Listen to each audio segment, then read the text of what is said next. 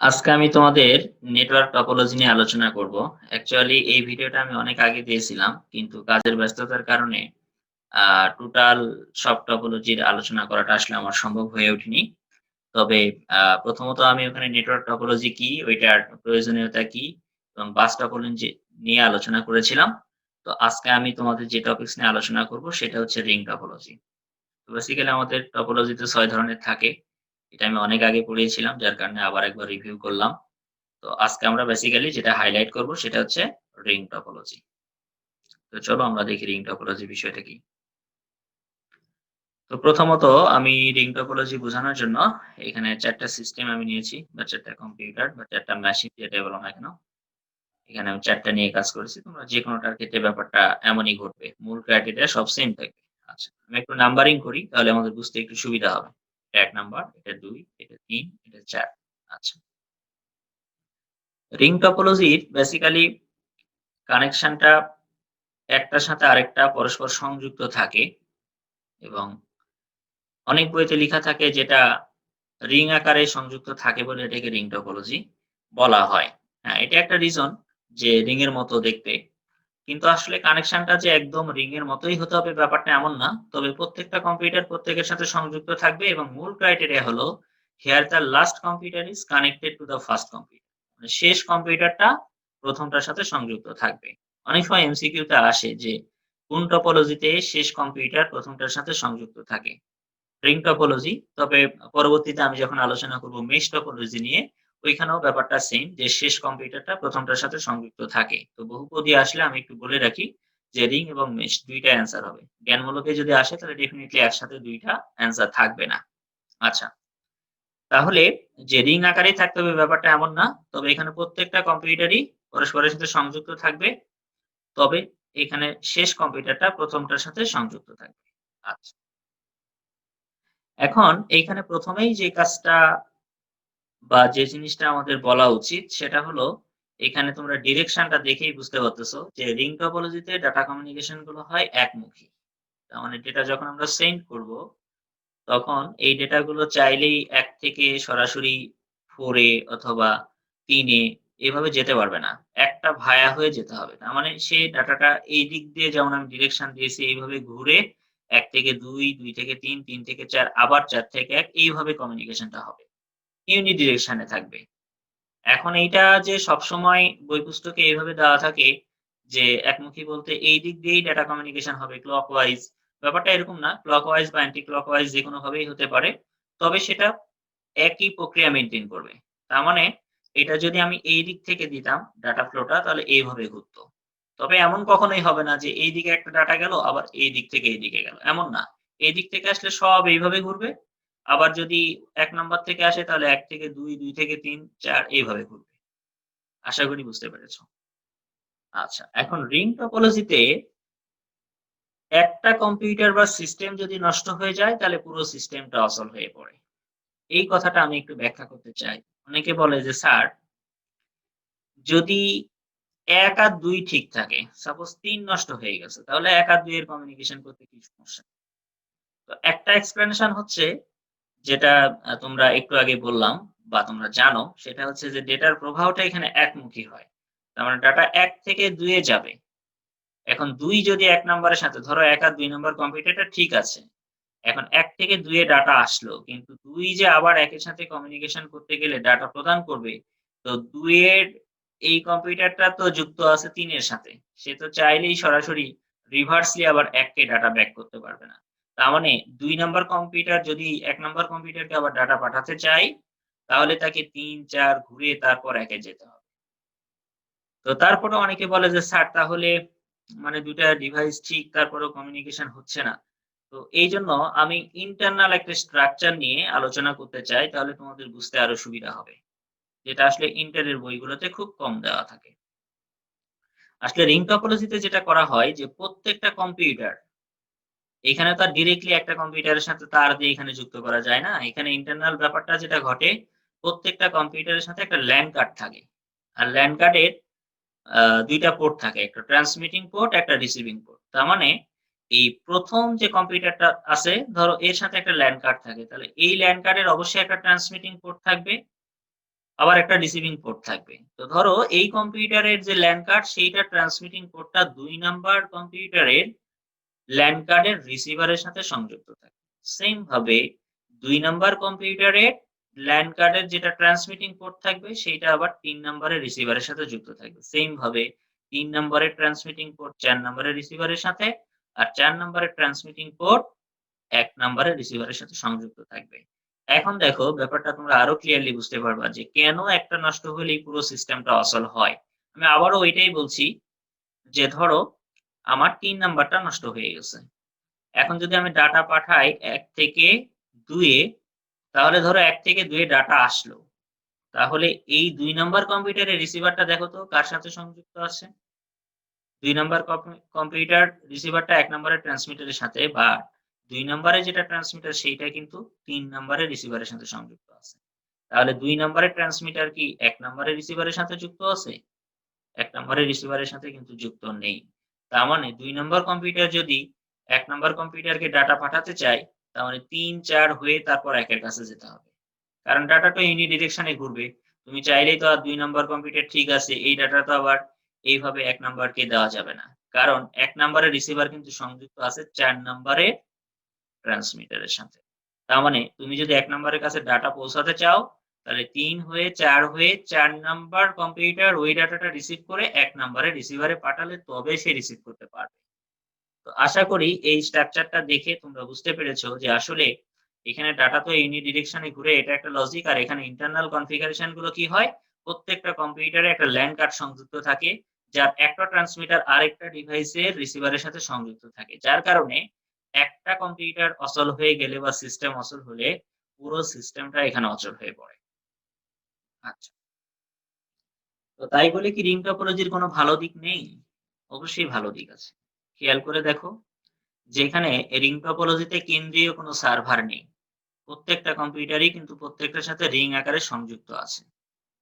তার মানে যে যদি তোমার কেন্দ্রীয় সার্ভার না লাগে তার মানে খরচ কম হবে। আর প্রত্যেকটা ওয়ার্ক স্টেশন এই ক্ষেত্রে একটা সার্ভার হিসাবেই কাজ করবে। এখানে ডেডিকেটেড কেন্দ্রীয় কোনো সার্ভার লাগে না। এটা একটা ভালো দিক। আর আরেকটা ব্যাপার হলো যে প্রত্যেকটা কম্পিউটারের খেয়াল করেছো এখানে কিন্তু প্রাধান্যটা সমান। তার মানে একটা কম্পিউটার বা একটা নেটওয়ার্ক বলতে পারবে না যে আ ২ নাম্বার কম্পিউটারের নেটওয়ার্ক নষ্ট হলে আমার কি যায় আসে? ডেফিনিটলি যায় আসে। কারণ এখানে আমরা আগেই বললাম, একটা সিস্টেম নষ্ট হওয়া মানে কিন্তু পুরো সিস্টেমটাই অচল হবে। পুরো নেটওয়ার্কটাই ফেইল করবে। তো সেই ক্ষেত্রে এখানে প্রত্যেকটা কম্পিউটারের প্রাধান্যটা সমান দেওয়া হয়। আর আমরা যদি আগে যে বাস টপোলজি আলোচনা করেছিলাম, ওইটার সাথে যদি এটার একটু কম্পারিজন করি তাহলে আরো রিং এর কিছু ভালো বৈশিষ্ট্য পাওয়া যায়। কিরকম? বাস টপোলজিতে একটা আ ব্যাকবোন কেবল ছিল। ওই ডেডিকেটেড কেবলের উপর ডিপেন্ড করেই কিন্তু পুরো নেটওয়ার্কটা কমিউনিকেশন করছিল। কোন কারণে যদি ওই ব্যাকবোন কেবলটা নষ্ট হয়ে যায়, তাহলে তো পুরো সিস্টেমটা অচল হয়। এছাড়াও যেটা ঘটেছিল ওখানে যে একটা কম্পিউটার আরেকটা কম্পিউটারকে ডেটা পাঠালে ওই ব্যাকবোন কেবল থেকে সিগন্যাল গুলো কিন্তু সব ডিভাইসেই কিন্তু স্প্রেড হয়ে যেত, ছড়িয়ে যেত। তার মানে ২ জন কমিউনিকেশন করলেও বাকি সবাই কিন্তু ট্রাফিকে ইনভলভ হয়ে যেত। ওই সময় যদি আরেকটা কম্পিউটারের সাথে কমিউনিকেশন করতে চায় তাহলে কিন্তু ডেটা কলিশন করত। তার মানে হচ্ছে যে ওইখানে ডেটা কলিশন আবার মুক্ত হওয়ার জন্য আমরা কি করেছিলাম? ওইখানে দেখেছিলাম ২ টা টার্মিনেটর ২ প্রান্তে ইউজ করা হয়। কিন্তু এই কথা তো সত্য যে তুমি ২ জন কমিউনিকেশন করলেও সবার কাছে সিগন্যালটা পৌঁছার কারণে ওই সময় কিন্তু বাকি ডিভাইস গুলো ট্রাফিকে ইনভলভ হয়ে যাচ্ছে। কিন্তু এই রিং টপোলজিতে এই সব ডিভাইস গুলো ট্রাফিকে ইনভলভ হওয়ার প্রবণতা ঘটলেও খুব কম। এখন প্রশ্ন হলো ঘটলেও খুব কম এই কথাটার মানে কি? যেমন দেখো এখানে কিন্তু এট এ টাইমে একটা কম্পিউটার ডাটা ট্রান্সমিট করতেছে। ধরো ১ ৪ এর কাছে পাঠালো। তাহলে ২ হয়ে ৩ হয়ে ৪ এর কাছে যাবে। সেই ক্ষেত্রে ২ আর ৩ ইনভলভ হলো। অথবা যদি ১ যদি ৩ এর সাথে কমিউনিকেশন করতে চায় তাহলে শুধু ২ নাম্বার হয়ে ৩ নাম্বারে গেল। ৪ নাম্বার তো আর ট্রাফিকে ইনভলভ হলো না। এখন অনেকে বলে স্যার ৪ নাম্বারে যদি পাঠাই তাহলে তো ২, ৩ হয়ে ৪ এ যেতে হবে। তাহলে তো এখানে আ আমার কিছুটা টাইম ডিলে হচ্ছে। হ্যাঁ, টাইম ডিলে হচ্ছে কিন্তু এখানে সব কম্পিউটারের কাছেই কিন্তু সিগন্যালটা একদম পৌঁছায়া যায় নাই। ওইখানে একটা সিগন্যাল ছেড়ে দিলেই কিন্তু সবার কাছে চলে যেত। যার কারণে সবাই কিন্তু ট্রাফিকে ইনভলভ হয়ে যেত। কিন্তু এখন এই ডাটাটা কি হচ্ছে রিং আকারে ঘুরতেছে। সব কম্পিউটার কিন্তু এখানে তোমার এই নয়েজ এ ইনভলভ হয়ে যাচ্ছে না। তার মানে সব কম্পিউটার কিন্তু এখানে একসাথে ট্রাফিকে ইনভলভ হচ্ছে না। তার মানে এখানে ডেটা কলিশন টা অনেকটাই এভয়েড করা যায়। এটা রিং টপোলজির একটা ভালো বৈশিষ্ট্য বলতে পারো। আচ্ছা। এখন রিং টপোলজিতে আসলে ডাটা কমিউনিকেশনটা হয় কিভাবে? এই জিনিসটা আমাদের একটু বলা দরকার। রিং টপোলজিতে ডাটা কমিউনিকেশন হওয়ার একটা সুন্দর যে ব্যাপারটা ঘটে যে একটা কম্পিউটার কখন ডাটা ট্রান্সমিট করবে এইটা ডিপেন্ড করে একটা টোকেনের উপর। এখন টোকেন বলতে আমি বলতে চাচ্ছি ধরো একটা টোকেন এখানে ছেড়ে দেওয়া হয়। আমি বুঝাচ্ছি যে টোকেন বিষয়টা কি? টোকেন। এই টোকেনটা রিং টপোলজিতে যখন ছেড়ে দেওয়া হয় তখন এইভাবে সে ঘুরতে থাকে। অলওয়েজ ঘুরতে থাকে। আর এই টোকেনটা যেই কম্পিউটারের কাছে যায় শুধুমাত্র ওই কম্পিউটারটাই ডাটা ট্রান্সমিট করতে পারে। আদারওয়াইজ কিন্তু সে ডাটা ট্রান্সমিট করতে পারবে না। এখন প্রশ্ন হলো টোকেনের কনসেপ্টটা একটু ক্লিয়ার করলে ভালো হয়। টোকেনের কনসেপ্টটা হচ্ছে যে যেমন আমি তোমাদেরকে একটা উদাহরণ দিই তাহলে আরেকটু ভালো বুঝবা। কিছু রেস্টুরেন্ট আছে দেখবা যে সেলফ সার্ভিস বলতে তুমি যে খাবার অর্ডার করলা তখন তারা তোমাকে একটা টোকেন দিবে। তারপর তোমার নাম্বারটা যখন আসবে তখন তুমি যেয়ে ওখান থেকে ওই খাবারটা রিসিভ করে খেয়ে বিল-টিল দিয়ে চলে আসলা। তার মানে তুমি ওই খাবারটা তখনই রিসিভ করতে পারবা যদি তোমার কাছে টোকেনটা থাকে। তার মানে এইখানে একটা কম্পিউটার যদি ডাটা ট্রান্সমিট করতে চায় আরেকটা কম্পিউটারকে, ১ম এ এই টোকেনটা যখন এখানে ঘুরে বেড়াবে, ওই টোকেনটা তাকে আগে কনজিউম করতে হবে, আগে রিসিভ করতে হবে। টোকেন যদি সে ধরতে পারে বা তার কাছে থাকে, তাহলেই সে আরেকটা কম্পিউটারের উদ্দেশ্যে ডাটাগুলো ট্রান্সমিট করতে পারবে। তাহলে টোকেন যার কাছে নাই সে তো ডাটা ট্রান্সমিট করতে পারবে না। তো এট এ টাইম এ টোকেন ঘুরতে থাকলে একজন কম্পিউটারই তো রিসিভ করবে। তো সেই ক্ষেত্রে যেটা হয় সবগুলো কম্পিউটার কিন্তু ট্রাফিক এ ইনভলভ হয় না। যার কারণে আমি বললাম যে এখানে কিন্তু ডেটা কলিশন এভয়েড করাটা অনেকটাই পসিবল যদি আমরা বাস টপোলজির সাথে তুলনা করি। এখন অনেকে বলে যে স্যার নেটওয়ার্কের মধ্যে তাইলে কি টোকেন ঘুরে বেড়াই? মানে টোকেন বলতে একটা কাগজ ঘুরে বেড়ায় ব্যাপারটা কি সম্ভব? না, আসলে ব্যাপারটা এমন না। এইখানে টোকেন বলতে তো আর কাগজ না। এখানে টোকেন মানে হলো সার্টেন কাইন্ড অফ ভোল্টেজ। ওই ভোল্টেজটা যে রিসিভ করতে পারে সেই মুহূর্তে ডাটাটা ট্রান্সমিট করতে পারে। আচ্ছা, এখন তাহলে এখানে ব্যাপারটা কিরকম ঘটে আমি আরেকটু বলি। সেটা হচ্ছে যে টোকেনটা ধরো ২ নাম্বার কম্পিউটারের কাছে আছে। তাহলে ৪ নাম্বারকে সে ডাটা পাঠাতে চাচ্ছে।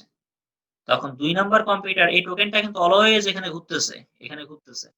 ২ যদি ডাটা সেন্ড করতে চায় ৪ কে তাহলে ওই টোকেনটাকে আগে সে রিসিভ করবে। আচ্ছা ২ যদি এখন টোকেনটা রিসিভ করে, তো এরপর কি করবে? সে কি আগে টোকেন ছেড়ে দিবে? না। সে আগে ডাটাটা সেন্ড করবে, দেন টোকেনটা ছেড়ে দিবে। এখন এই ডাটাটা যাবে কি হয়ে? ৩ নাম্বার হয়ে তো ৪ এ যাবে।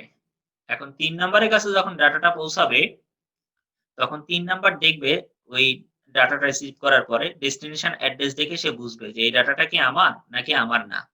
যদি দেখে যে হ্যাঁ, এটার ডেস্টিনেশন অ্যাড্রেস তো আমার সাথে ম্যাচ করে না। তার মানে এই ডাটাটা আমার উদ্দেশ্যে প্রেরণ করা হয় নাই। তখন সে কি করবে? ওই ডাটাটা ছেড়ে দিবে। কারণ ৪ এর কাছে যখন যাবে তখন ৪ যদি দেখে হ্যাঁ, আমার তো ডেস্টিনেশন অ্যাড্রেস এর সাথে মিলে যায়, তখন সে এই ডাটাটা রিসিভ করবে। তাহলে আবার একবার বলে দিই, ১ম এ একটা টোকেন ঘুরতে থাকবে। টোকেন মানে সার্টেন কাইন্ড অফ ভোল্টেজ। যেই ডিভাইসটা ডাটা সেন্ড করতে চাইবে তাকে অবশ্যই ওই টোকেনটাকে আগে কনজিউম করতে হবে, রিসিভ করতে হবে। দেন কি করবে? সে একটা ডাটা ট্রান্সমিট করবে তার ডেস্টিনেশন কম্পিউটারের উদ্দেশ্যে।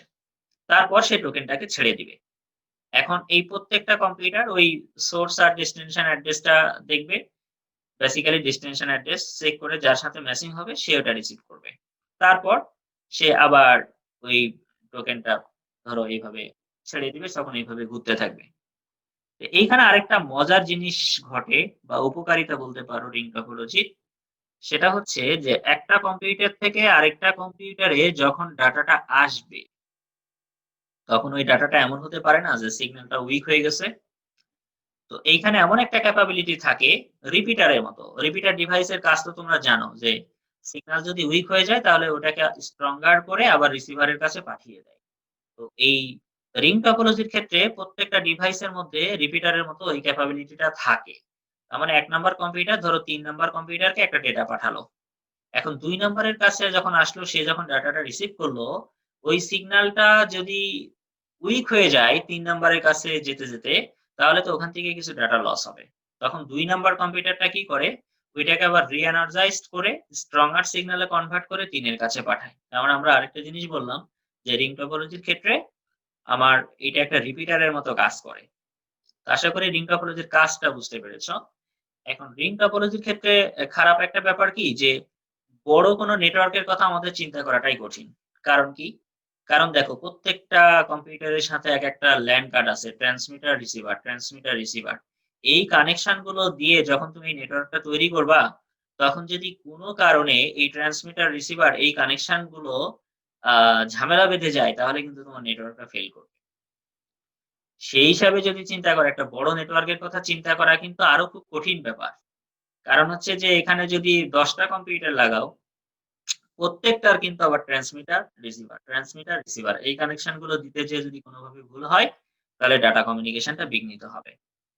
তবে আর কি খারাপ বৈশিষ্ট্য? যে নতুন করে একটা মেশিন বা একটা কম্পিউটার যদি আমি এখানে সংযোগ করতে চাই, অথবা এইখান থেকে একটা কম্পিউটার যদি আমি অপসারণ করতে চাই, তাহলে কি হবে? কিছুক্ষণের জন্য ওই সংযোগটা বিচ্ছিন্ন করতে হবে।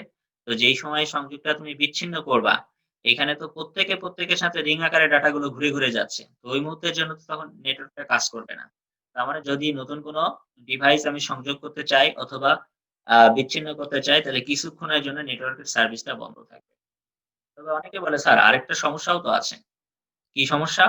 যদি এই যে এখানে কানেকশনটা আছে ট্রান্সমিটার থেকে রিসিভারের, এইটা যদি কোনভাবে বিচ্ছিন্ন হয়, ধরো ছিঁড়ে যায়, তখন কি হবে?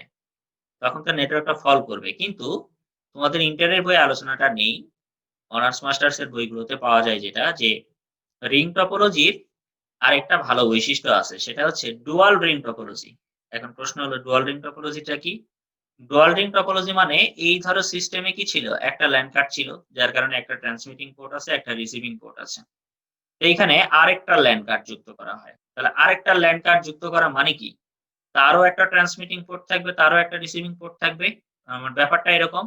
ধরো ১ নাম্বার কম্পিউটার, ২ নাম্বার কম্পিউটার, ৩, ৪ প্রত্যেকের সাথে একটা LAN কার্ড জুড়ে দেওয়া মানে সেখানেও একটা ট্রান্সমিটার, একটা রিসিভার। সেম ভাবে এখানেও একটা ট্রান্সমিটার, একটা রিসিভার। সেম ভাবে এখানেও একটা ট্রান্সমিটার, একটা রিসিভার।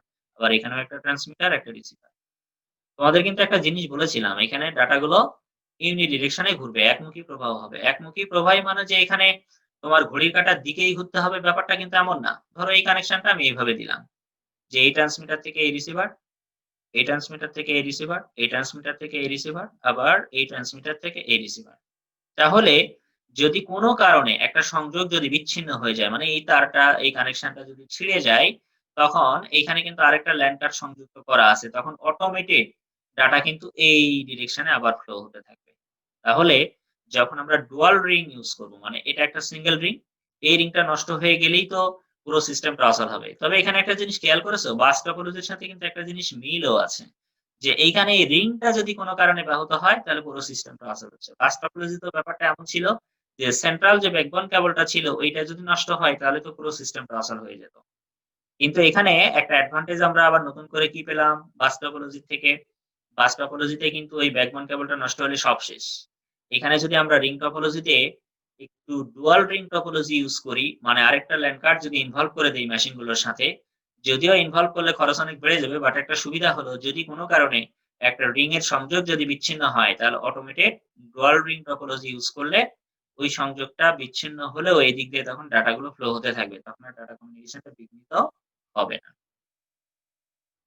তো এই ছিল বিষয়। চলো এবার তাহলে আমরা একটু এটার সুবিধা-অসুবিধা তো এর মধ্যে বলেই ফেলেছি। তারপরেও আমি একটু আলাদাভাবে তোমাদের সাথে আলোচনা করতে চাই। প্রথমত আমরা রিং টপোলজির যদি একটা সুবিধা বলি, রিং টপোলজিতে কোনো সার্ভার লাগে না। এটা আমরা বলেছি যে এখানে প্রত্যেকটা ওয়ার্ক স্টেশন বা কম্পিউটারে একেকটা সার্ভারের মতো কাজ করে। ডেডিকেটেড কোনো সার্ভার লাগে না। যদি না লাগে তাহলে ডেফিনিটলি খরচ কম হবে।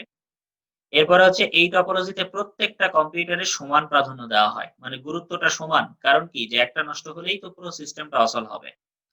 আর এইখানে একটা জিনিস বলা হচ্ছে নেটওয়ার্কে কম্পিউটার সংখ্যা বাড়লেও এর দক্ষতা খুব একটা প্রভাবিত হয় না। আসলে রিং টপোলজির ক্ষেত্রে কিন্তু আমরা বলেছি যে এর আ কানেকশনটা কিন্তু অত্যন্ত জটিল। একটা ট্রান্সমিটার আরেকটা রিসিভার এই সংযোগটা দেওয়া কিন্তু অনেক কঠিন ব্যাপার। তো সেই ক্ষেত্রে একটা বড় নেটওয়ার্কের কথা কিন্তু রিং টপোলজিতে কল্পনাই করা যায় না। তো সেই ক্ষেত্রে অনেক বেশি কম্পিউটার যদি বাড়াও তাহলে তো দক্ষতার উপর কিছুটা প্রভাব পড়বে। বাট যেহেতু এটা বড় কোনো নেটওয়ার্কের ক্ষেত্রে ইউজ করা হয় না, তো সেই ক্ষেত্রে যদি আমার কম্পিউটার সংখ্যা মোটামুটি একটু বাড়ায়ও তাহলে খুব একটা দক্ষতাটা প্রভাবিত হয় না। কারণ হচ্ছে যে আমি কিন্তু কয়েকটা জিনিস বলেছি। যেমন ওইখানে কিছু ভালো দিক পেয়েছি যে ডুয়াল রিং টপোলজি ইউজ করে সংযোগ একটা রিং ছুটে গেলেও কোনো সমস্যা হয় না। আরো কিছু জিনিস বলেছি যে ওখানে রিপিটারের মতো কাজ করে। তার মানে সিগন্যালটা দুর্বল হওয়ার এখানে সুযোগ নেই। দুর্বল হয়ে গেলে আবার সেটা কি করতেছে re-energized করে পরেরটাতে পাঠাচ্ছে। তো এইগুলো দিক বিবেচনা করলে যদি কম্পিউটারের সংখ্যা তুমি বাড়াও, খরচ হয়তো একটু বাড়বে। কিন্তু আমরা যদি এর আসল ইনফ্রাস্ট্রাকচারটা ইউজ করি তাহলে দক্ষতার উপরে খুব একটা প্রভাব ফেলবে না। রিং টপোলজির অসুবিধা। একটা মাত্র কম্পিউটার যদি নষ্ট হয়ে যায় বা সিস্টেম অচল হয় তাহলে পুরো নেটওয়ার্কটাই অচল হবে বা অকেজো হয়ে যাবে। এটা আমরা বারবার বলছি। সেকেন্ডলি বলতে পারি যে নেটওয়ার্কে কোনো কম্পিউটার যুক্ত করলে বা সরিয়ে নিলে দ্যাট মিনস কানেক্টেড অথবা ডিসকানেক্টেড নতুন করে যদি করো তাহলে ওই মুহূর্তের জন্য নেটওয়ার্কটার কার্যক্রম ব্যাহত হবে। 3 নাম্বার আমরা বলতে পারি ডাটা ট্রান্সমিশন স্পিড কম। এখানে স্পিড কম বলতে বোঝানো হচ্ছে ধরো নেটওয়ার্কটা তুমি অনেক বড় করে তৈরি করলা। এখন ৮ টা কম্পিউটারের মধ্যে যদি আমি রিং টপোলজি কানেক্ট করি বা রিং টপোলজি যদি বানাই, তাহলে ১ নম্বর থেকে ৮ নাম্বার কম্পিউটারের ডাটা যেতে কিন্তু অনেক বেশি সময় লাগবে। কারণ তো সরাসরি তো এখানে যাওয়ার কোনো সুযোগ নেই। এটা সরাসরি ২, ৩, ৪, ৫, ৬, ৭ হয়ে তারপর ৮ এ যাবে। এইজন্য বলা হচ্ছে এখানে ডাটা ট্রান্সমিশন স্পিড কম। লাস্টে আমরা যেটা বলতে পারি যে সমস্যা নিরূপণ করা খুব কঠিন। কেন কঠিন? ওই যে বললাম, ওইখানে প্রত্যেকটা ল্যান কার্ডের ট্রান্সমিটার আরেকটা রিসিভারের সাথে সংযুক্ত। তার মানে এটা কিন্তু খুব কমপ্লেক্স একটা কানেকশন। তো কোন কারণে যদি নেটওয়ার্কটা ফল করে তাহলে ওই সমস্যাটা খুঁজে বের করা কঠিন যে অ্যাকচুয়ালি সমস্যাটা কোথায় হয়েছে। তো আজকে এই পর্যন্তই। রিং টপোলজির আলোচনা থাক। আমরা নেক্সট দিন অন্য আরেকটা টপোলজি নিয়ে আলোচনা করব ইনশাআল্লাহ।